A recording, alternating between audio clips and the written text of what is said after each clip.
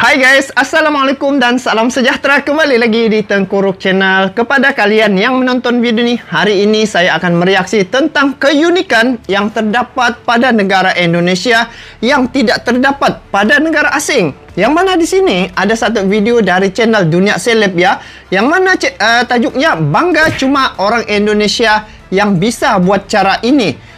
Bule salut sama orang kita, dikatakan begitu. Jadi apakah perkara-perkara yang ada di Indonesia yang orang asing merasa pelik apabila melihat perkara itu berlaku di Indonesia? Nah, jadi sama-sama kita semak tentang perbezaan dan juga tanggapan dan juga persepsi orang asing apabila melihat perkara-perkara yang dilakukan oleh warga Indonesia ya, di Indonesia. Sebab Indonesia ini adalah salah satu negara yang sangat ramai warga asing kunjungnya, sebab dia ibaratnya syurga pada dunia lah, sebab segala-galanya ada di Indonesia, baik dari segi kebudayaan, dari segi dia punya etnik, daripada suku, dan juga banyak lagi lah. Kalau disebut satu-satu tidak akan habis Indonesia ini. Nah, kita melihat apakah perkara-perkara yang hanya Indonesia yang bisa lakukan hal ini, tetapi di tempat lain tidak pernah berlaku. Begitulah. Jadi, ayo sama-sama kita semak klip video ini dari channel Dunia Seleb ya. Kepada kalian yang menonton video ini, support juga ini channel Dunia Seleb dengan memberi like, komen, dan bagi yang belum subscribe, boleh subscribe channelnya. Jadi, mari kita semak dan melihat apakah perkara yang hanya orang Indonesia yang bisa lakukan hal ini. Mari sama-sama kita saksikan klip video ini. Jom!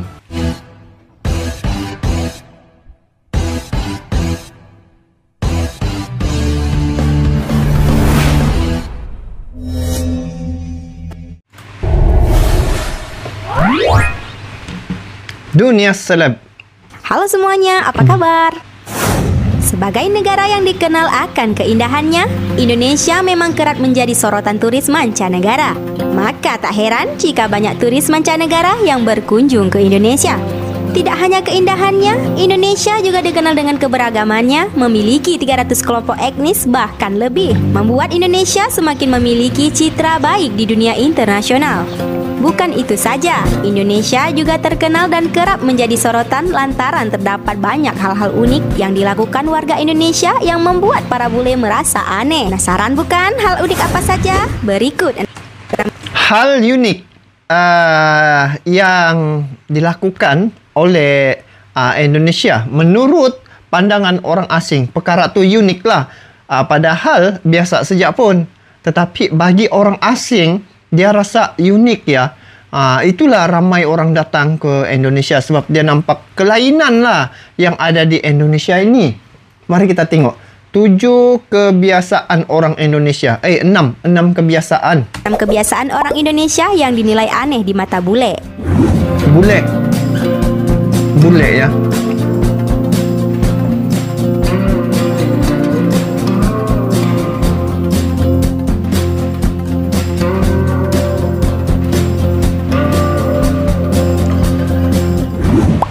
Kerokan.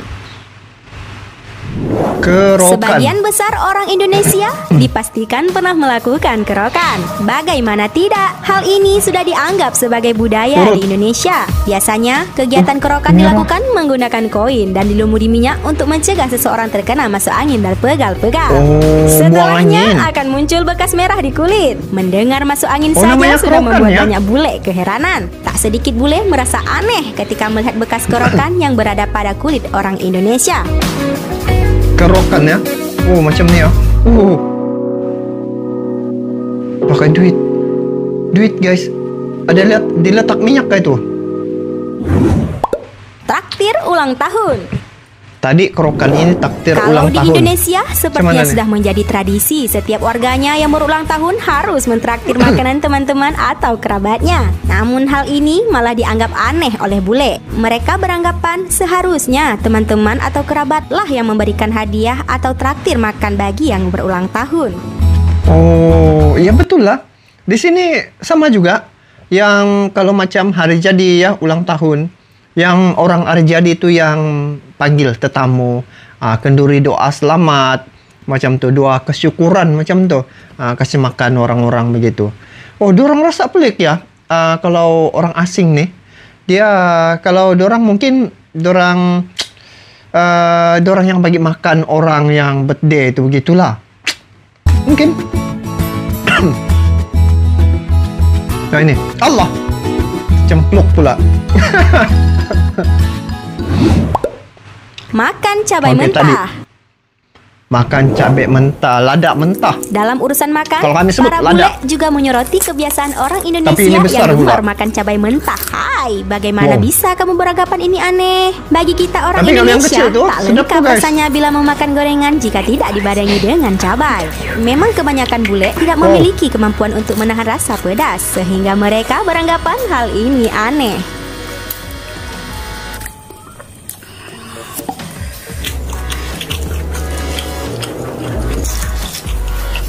Deh, pedasnya.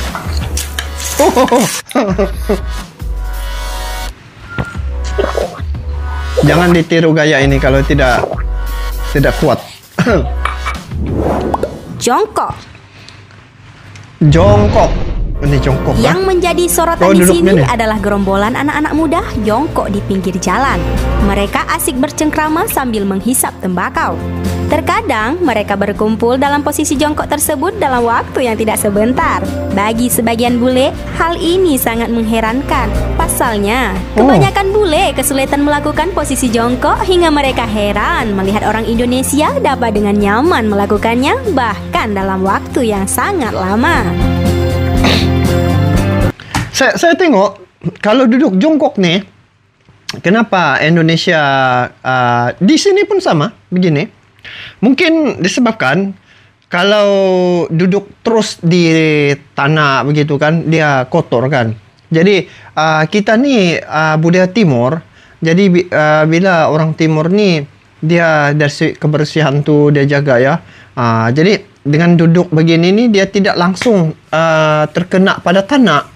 Jadi walaupun nampak macam pelik, tapi mungkin dia punya intinya kebaikannya ya. Dia tidak mendapat kotoran. Itulah sebab tengok cara duduk macam ni kan, dia tidak kotor lah di bagian apa kalau belakang nih punggung. Begitu. Tengok nih. Bayangkan kalau duduk terus kotor. Mandi 2 kali sehari. Oh, ini pun dia rasa pelik. Wow. Mandi 2 kali sehari atau mandi pagi dan sore merupakan hal yang wajar bagi orang Indonesia. Bahkan kebanyakan ibu di Indonesia mewajibkan ini kepada anak-anaknya. Namun ternyata kebiasaan bagus ini dianggap aneh oleh bule. Sebab para bule biasanya jarang mandi karena di negara mereka memiliki cuaca yang dingin. Oh, betul lah.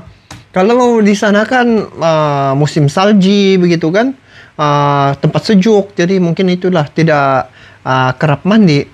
Tapi kalau kita di sini nih, satu hari bukan lagi kadang-kadang 2 kali, kadang-kadang 3 kali, pagi, tengah hari, petang.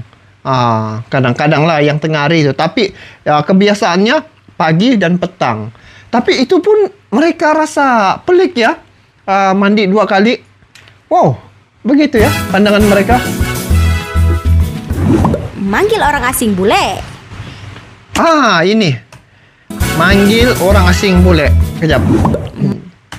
Manggil orang asing bule. Ini saya mau tahu juga ini. Apa nih? Sebab ini dipanggil bule. Manggil orang asing bule. Panggilan bule memang sudah melekat untuk orang asing yang datang ke Indonesia. Namun rupanya asing, kan? panggilan tersebut dianggap aneh oleh para bule. Seperti yang kita ketahui, kata bule merupakan plesetan dari bulai yang berarti putih bak albino. Karena sudah melekat di kalangan orang Indonesia, maka tak heran para bule biasanya hanya merespon kebingungan ketika dipanggil bule. Dulunya istilah bule digunakan untuk menyebut orang asing, khususnya dari Amerika dan Eropa. Namun seiring berjalannya waktu, istilah tersebut mengalami perluasan makna. Semua orang asing dari benua manapun asalnya sebutannya bule. Tapi tidak perlu warna kulitnya, bentuk hidungnya maupun warna rambutnya semuanya dipanggil bule. Meskipun kini bule dipakai untuk menyebut nama orang asing, namun istilah ini ternyata belum digunakan saat masa penjajahan. Sementara bagi orang Belanda pada masa penjajahan di tanah air, sebutan di masyarakat bukanlah bule, tapi londo atau company. Oh, londo. Londo atau apa? Masyarakat bukanlah bule, tapi londo atau company. Oh, londo atau company. Sekarang bule. Jadi itu perkara-perkara yang orang asing rasa pelik apabila berkunjung ke Indonesia dan melihat budaya Indonesia. Itulah sebenarnya kelebihan apabila ramainya penduduk ya. Bila ramai penduduk dan juga kaya dengan budaya, pelbagai jenis suku, etnik ya. Kelebihan itulah sebenarnya yang mendapat perhatian orang asing ya. Sebab di tempat mereka benda ini tidak ada. Jadi satu kurniaan apabila Indonesia ini mempunyai ratusan etnik, lepas tu keanekaragaman dia punya budaya itu ya. Itu satu kelebihan sebenarnya pada Indonesia ya, membuatkan orang asing tertarik ya dengan Indonesia karena perkara-perkara yang disebutkan tadi itu. Tidak ada di negara mereka, tetapi ada di Indonesia. Nah, jadi bayangkan kalau satu suku saja gitu, contohlah bangsa Korea saja kan, satu sajalah yang ada budaya mereka.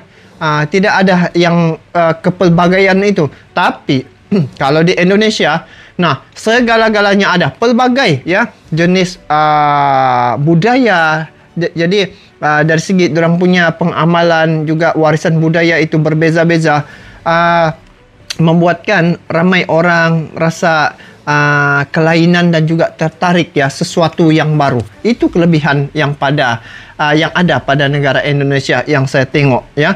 Jadi bermakna di sini Indonesia bukan saja ramai penduduk semata-mata, tetapi kekayaan dia punya keaneka ragaman budaya itu juga salah satu daya tarikan ya, yang juga dengan perbezaan itu dapat menyatukan rakyat Indonesia itu ya. Apabila membuat festival ya, semua etnik turun ya bersama-sama untuk meraihkan sama-sama. Jadi di situ kesatuan dan juga kesepakatan serta kebersamaan itu mewujudkan Indonesia menjadi negara yang saling toleran ya antara satu sama yang lain. Kelebihan ini ada pada Indonesia ya. Nah, jadi patutlah cuma orang Indonesia saja yang dikatakan begini bisa buat cara ini, boleh salut sama orang Indonesia. Gitu. Jadi apapun memang terbaiklah. Indonesia adalah antara negara yang sangat kaya ya dengan dia punya sumber keanekaragaman budaya, etnik, suku dan juga paling ramailah orang datang ke Indonesia sebab Indonesia bagi saya apa yang tidak ada, segala-galanya ada di Indonesia. Jadi bagaimana pula pandangan kalian terkait dengan perkara ini? Nanti kalian komen di bawah. Jadi itu saja, kita bertemu lagi di video akan datang. Sampai jumpa lagi. Assalamualaikum, bye-bye.